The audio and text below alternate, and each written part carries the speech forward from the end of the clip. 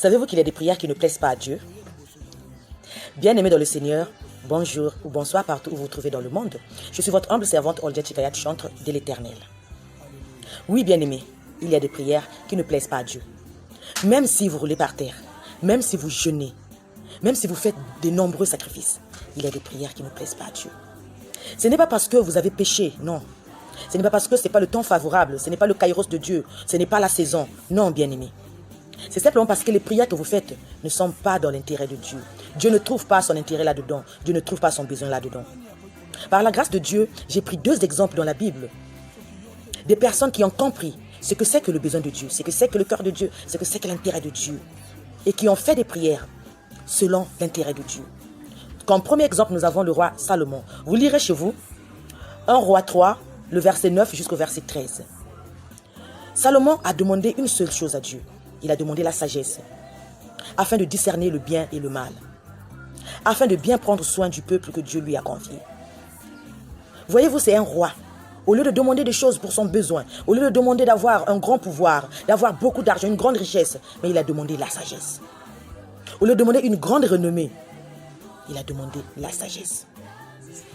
Et Dieu l'a exaucé au-delà de ce qu'il pensait, au-delà de ce qu'il imaginait. Dieu l'a rendu l'homme le plus riche du monde jusqu'à aujourd'hui. On en parle encore.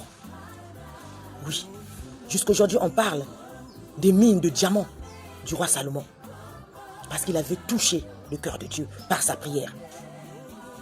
Le deuxième exemple est tiré de 1 Samuel 1, le verset 11. Il s'agit ici de Anne.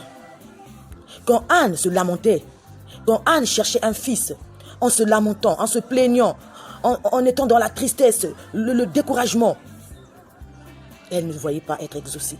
Mais le jour qu'elle eut la révélation de l'intérêt de Dieu, elle a fait une prière qui a touché le cœur de Dieu. Elle a dit, Seigneur, tu me donnes un fils et je le mettrai à ton service pour toujours.